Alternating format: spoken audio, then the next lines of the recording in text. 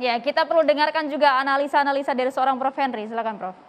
Ya, kalau saya melihat Ade Armando, kebetulan saya kenal dia cukup lama ya, karena sama-sama orang komunikasi.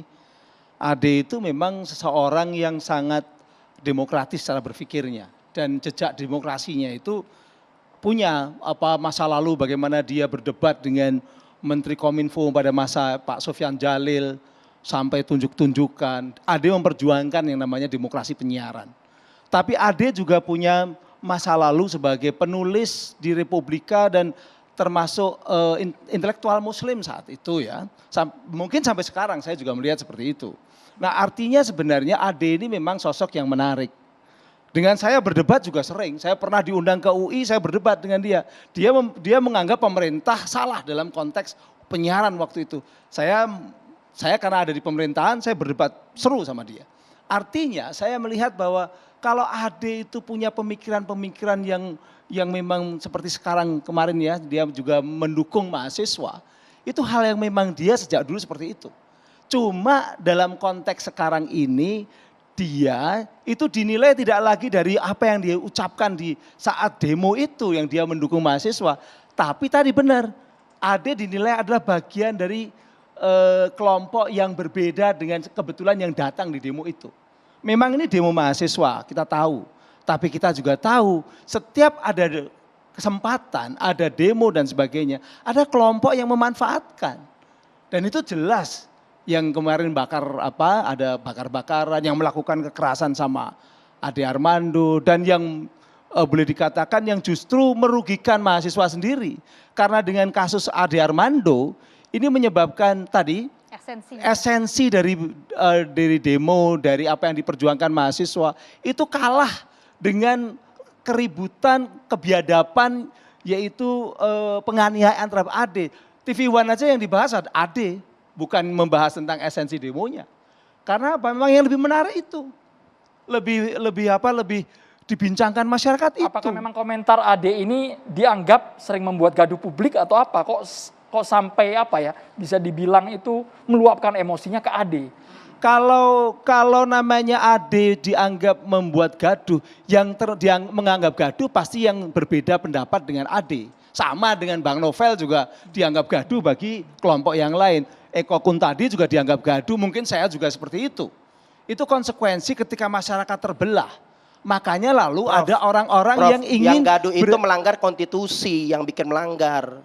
Hati-hati, mesti jelas, paham. Konstitusi apa nih? Konstitusi ini masalah ketuhanan Maha Esa nggak boleh, itu harus kita taat dulu. Jangan dibawa-bawa. Sama Ade itu bukan agamanya, tapi orang-orang yang menggunakan agama untuk panggung politik. Bukan, itu yang dilawan sama Ade Armando. Politik dari mana? Anda bilang husnuzon, Anda tahu hatinya Ade Armando. Anda mau lebih dari Tuhan, mau bicara dengan hati. Itu yang dilawan karena Ade Armando kita ini umat Islam memahamin yang zahir, apa yang tersampaikan itu yang kita hukumin. Ade Armando adalah orang-orang yang menggunakan agama untuk tunggangan politik, untuk kepentingan politiknya. Kita berikan kesempatan dulu. Ade Armando. Negara berketuhanan, hati-hati jangan bawa. Bang Novel ditahan dulu, habiskan dulu Prof. Henry. Ade Armando yang tidak setuju kalau agama dipakai untuk kepentingan politik praktis, itu bukan hanya Ade Armando, itu banyak yang tidak setuju. Nanti Anda bisa cek. Kalau semua setuju tentu saja yang itu yang menang.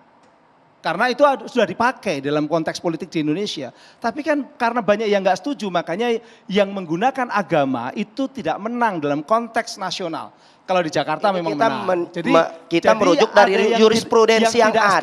Ini jurisprudensi yang ada ya? Berdasarkan apa dasar-dasar hukum yang telah dilaksanakan sebelum-sebelumnya. Semuanya terjerat dan negara ini harus diakuin memang udah darurat penista agama, semuanya masuk ke sini. Nah, ini harus ditertibin, diselesain dulu. Karena ketika zaman Soekarno kan saya bilang berkali-kali, boleh dikatakan hampir tidak ada. Kelompok Zaman Soeharto itu cuma selalu ada menstempel orang yang tidak mau agamanya dijadikan tunggangan politik sebagai penista agama. Itu tunggangan itu politik selalu kelompok Anda adalah, seperti itu. Selalu menstempel orang yang berbeda bisa Anda dalam melihat agama. Masalah nilai agama itu ada di dalam hati. Yang enggak bisa. Yang ditentang oleh Ade Armando dan banyak orang adalah jangan gunakan agama. Dan itu dilindungi. Boleh bergantian Bapak-bapak?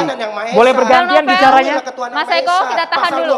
Kita tahan dulu. Ayat 2 dan ayat 1 itu. Bang Novel, kita minta waktunya ditahan dulu, Bang. Bang Novel ditahan sejenak. Bang Novel. Terima kasih Bang Novel. Gini, kalau politik identitas, ini Prof dengan hormat, kemudian Mas Eko, Bang Novel juga, politik identitas itu nggak bisa dilepaskan dari politik. Itu pasti ada. Bahkan itu digunakan juga kok oleh beberapa partai politik sebagai logonya. Jadi identitas agama itu dijadikan logo. Jadi memang tidak bisa dipisahkan antara identitas politik atau identitas agama dengan politik. Yang tidak boleh dilakukan adalah ada reward and punishment agama untuk politik. Misalnya saya tidak pilih Prof Henry, saya masuk neraka, saya pilih Henry Satrio, saya masuk surga. Itu nggak boleh. Kalau ada reward and punishment itu nggak boleh. Tapi kalau politik identitas itu akan selalu digunakan. Nah, maksud saya adalah di sini saya akan kembali ke konteks Bang Ade. Kalau kita nanti kalau bisa rekamannya dilihat lagi, secara komunikasi politik memang ada provokasi dari satu pihak dan satu pihak lainnya.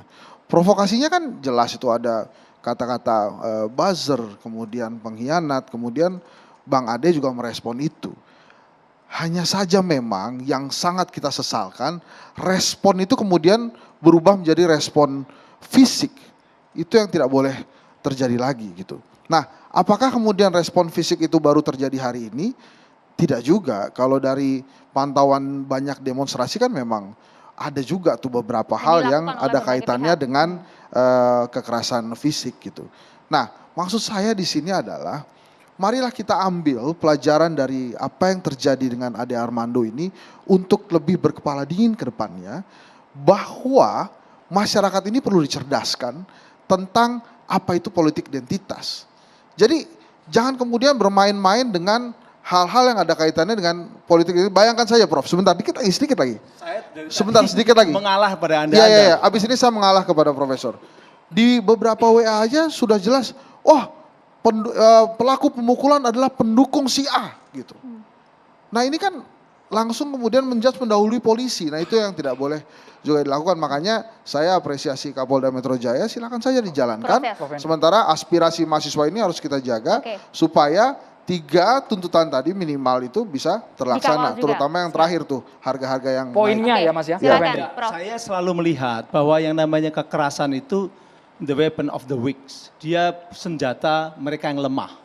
Jadi mereka yang kalah, mereka yang lemah, yang frustrasi, yang tidak mampu untuk menyelesaikan atau memenangkan panggung dan sebagainya, biasanya menggunakan kekerasan. Karena memang itu seperti itu. Makanya ini kita harus kecam bahwa demokrasi itu justru merupakan mekanisme untuk supaya orang menyelesaikan cara-cara perbedaan berpendapat dan perbedaan kepentingan diselesaikan dengan cara-cara tanpa kekerasan. Mereka yang kalah ini menurut Prof Henry siapa? Loh, itu teorinya begitu. Tidak perlu harus kita menunjuk. Anda juga bisa tahu. Tadi yang namanya politik identitas, kalau kita tracing politik di Indonesia, partai-partai politik agama itu nggak pernah memenangkan di dalam politik nasional. Coba sekarang yang menang siapa? Katakanlah pemilu 2019 siapa? Dari partai politik. PDIP, bukan politik agama. Di nomor 2 berapa? Siapa? Gerindra atau kemudian Golkar. Itu berarti apa? Itu kan partai-partai nasionalis gitu loh. Begitu pula presiden-presiden yang terpilih. Mungkin Gus Dur saja yang satu-satunya yang kiai malahan ya. Itu waktu itu karena dipilih oleh MPR.